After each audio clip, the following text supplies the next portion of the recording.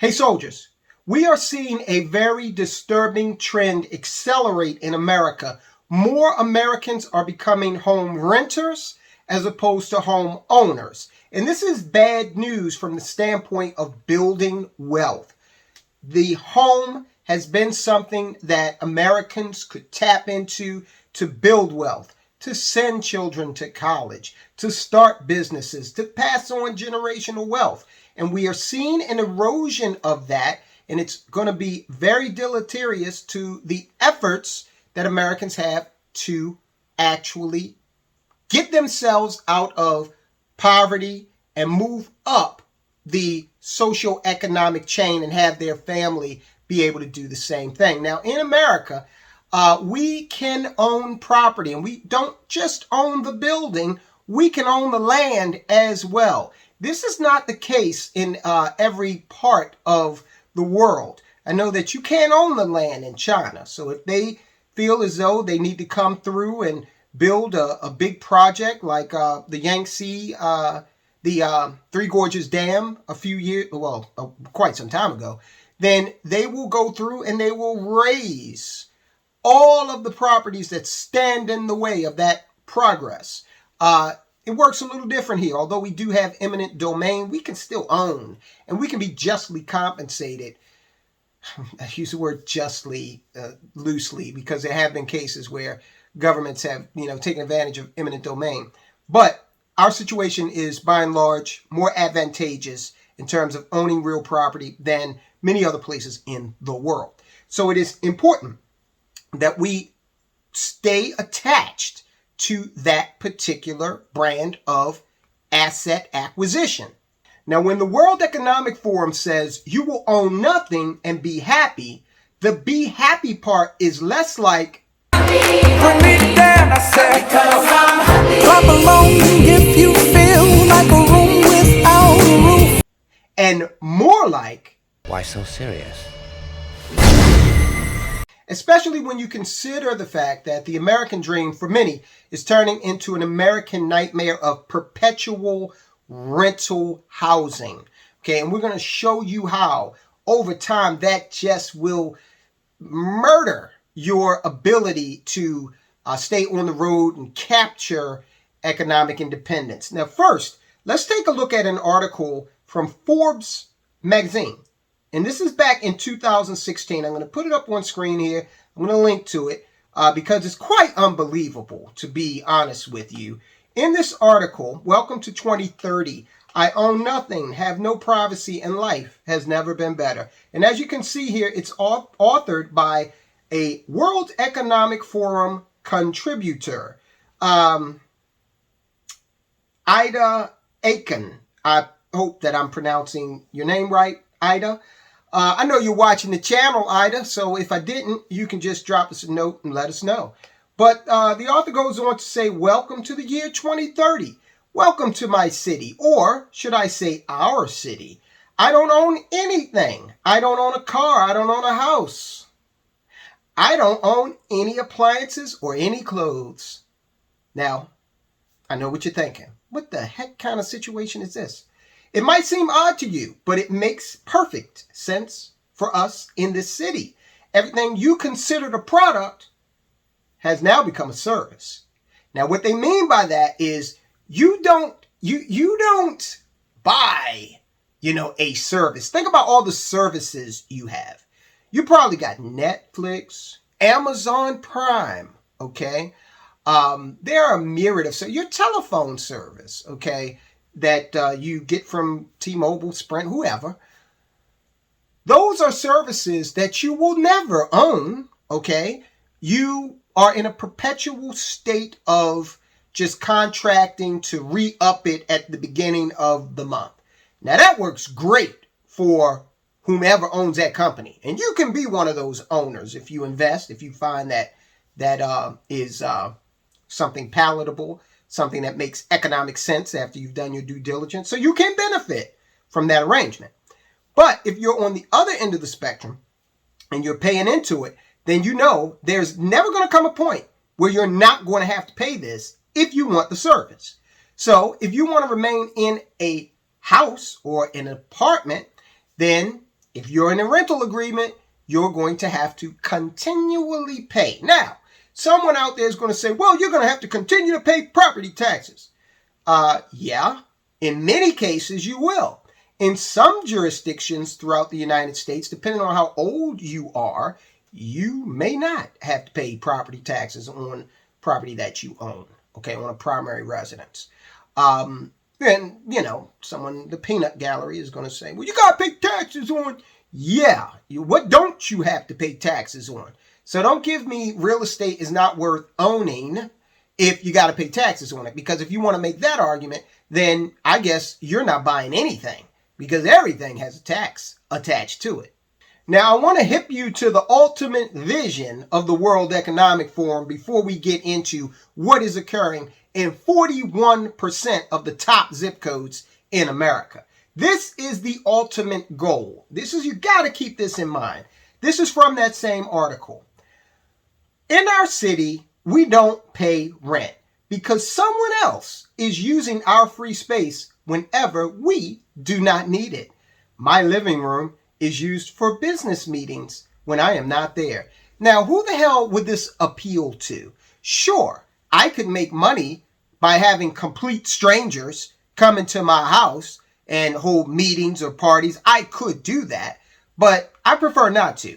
And I am going out on a limb, and I'm betting that you are right there with me. So this whole idea of, we're going to use your space and we're going to do all these things and maximize efficiency. Yes, on paper and in mathematics, that looks great. But we are still humans, right? And they're trying to kind of, change that a little bit in terms of how we look at possessions, okay? Even a caveman knew that he owned his club and do you think that a caveman, after a hard day of going out and hunting for woolly mammoth, would come home and go into his cave and see a bunch of other cavemen holding a business meeting and be okay with that? He used to be a caveman, but now he's a lawyer, unfrozen caveman lawyer. Absolutely not. All right, so renters surpass homeowners in 41% of zip codes in the 50 largest U.S. cities. Okay, this is huge. Renting is at its highest level in half a century, with 43.7 million households renting. That's a handsome ransom. That's a lot of people. Rent Cafe reports 101 zip codes switch from homeowner to renter majority. Now understand, this is huge, because when you have an area or a zip code that has predominantly homeowners in it, typically you will have higher property values, okay? Typically you will have higher property values. But that's changing in 101 zip codes in the United States of America. A diverse set of 23 large and mid-sized cities transitioned from homeowner to renter majority between 2010 and 2020. Renting is at its highest level in half a century. We already went over that. 43.7 million households currently living in rentals. As many as 101 zip codes switched. Renters surpassed homeowners. Downtown areas became more popular with renters in 2020. Of the new renter majority zip codes, 43240 in Columbus, Ohio, saw the fastest increase in the number of renters. San Antonio, they have 78215, is the top trending zip code for renters in the nation, tripling its renter population in 10 years. 1/3 of this decade's renters now say that's a matter of choice. Okay, people are choosing to rent. We're going to talk about how that can impact your pocketbook and your march to financial independence negatively. All right, so Columbus, Ohio, that zip code 43240, about 68% of the people living in 43420 are renters, as a result of a whopping 157% increase in the last 10 years. A densely populated area, the zip code largely overlaps with the Polaris neighborhood, which is home to a community of young renters with a median age of 31. Here, residents earn per capita $43,000 a year, 25% higher than that of Columbus metro area. Okay. Then we got Chicago 60606. They have a 63% renter population. Goes on and on and on.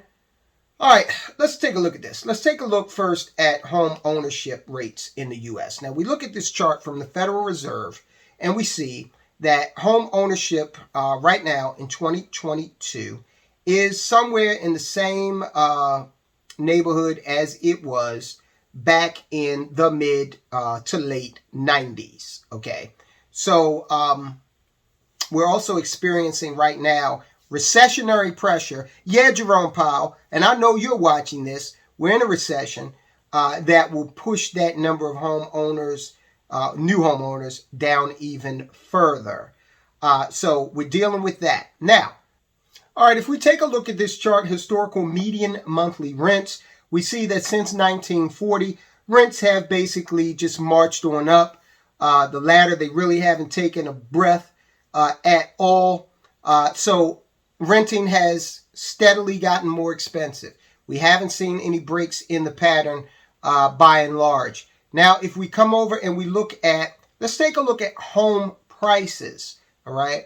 The median sales price of houses, this is Federal Reserve data. You can see that it has fluctuated over time. We've had periods where we went into recessions and it turned out to be a good time to buy if you could afford it at the time, because prices went down. You can see in every recessionary period, which is denoted by the shaded vertical lines, with the exception of maybe in the mid-1970s. Looks like it marched up a little there.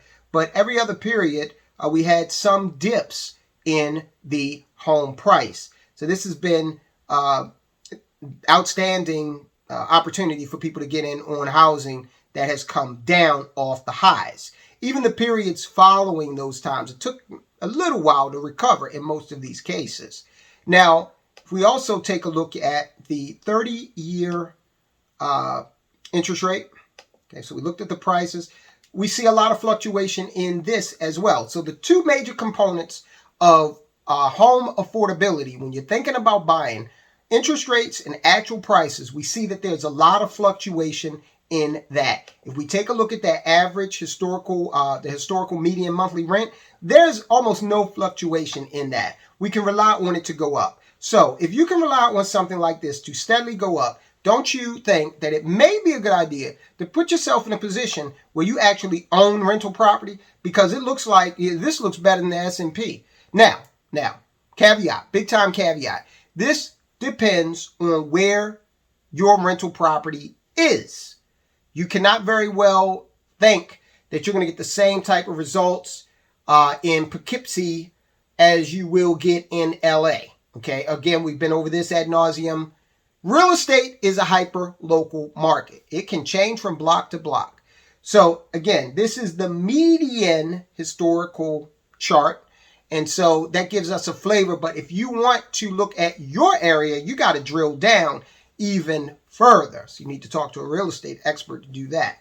So that's where we are. Now, if you're trying to, if you're saying to yourself, look, I'm renting, and I really understand that more and more money every month is flying out of my pocket because these rents are going up annually. Okay, so more and more money's coming out of your pocket. If you've got an annual lease, if you've got a month to month, you've exposed yourself to potential monthly increases in rent.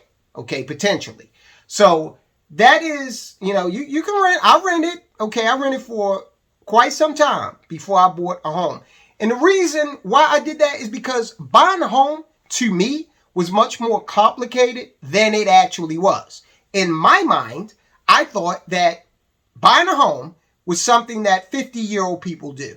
And then, thankfully, sometimes with us guys, a woman comes into the picture and she has brings a different flavor to it. So I'm out there working, making money. It's really all I was concerned about. Then I met the woman who is now my wife. We met 22 years ago.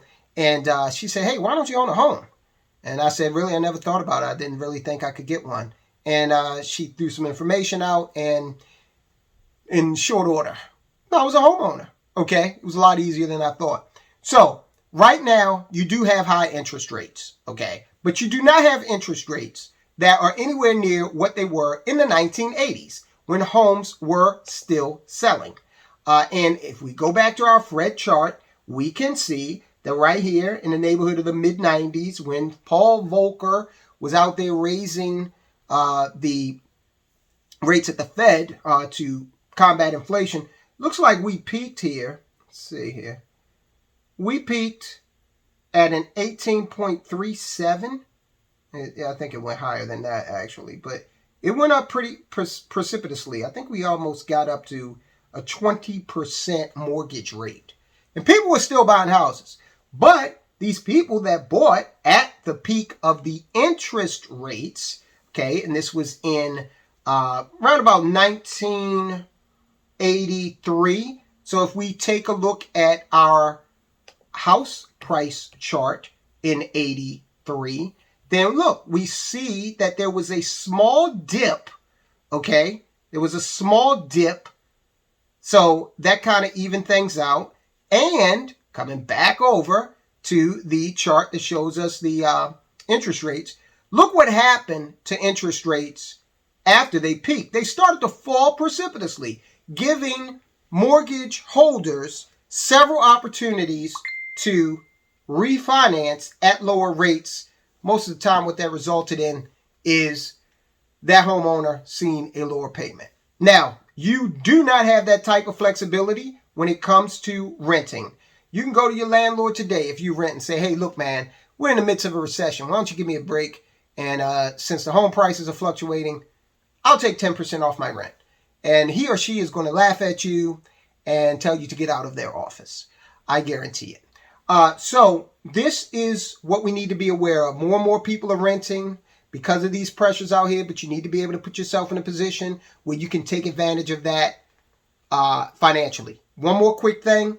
Remember, you do not have to go out and actually buy property. Although, when you do buy real estate, you're using leverage. So you can control $200,000 worth of real property for 20%, $40,000. Okay. So think about that. You could do it that way. Or if you don't have that kind of wherewithal right now, what you can do is you can look at a real estate investment trust. And they are ways that you can get in on rental real estate. They have all kinds, residential, commercial, what are those things? Data centers. They even have a REIT that is for cellular antennas. So anything real estate related stands for Real Estate Investment Trust. Those REITs give you an opportunity to come into the real estate game and not have as much exposure. Of course, you're not going to have as much reward. You can't get all of those tax advantages you can when you own the real property, when you have a mortgage on that real property. But it is a way into real estate. And right now, we need it to live. We need it to do all kinds of business. Okay, guys? So, all right, guys, if you missed it, watch this video. The U.S. has struck China with a devastating blow to their economy. I can't believe they've done this, because this might be the catalyst that causes China to go into Taiwan, invade Taiwan. This has absolute ramifications for your economy and your pocketbook. Watch this video, guys. I will talk to you soon.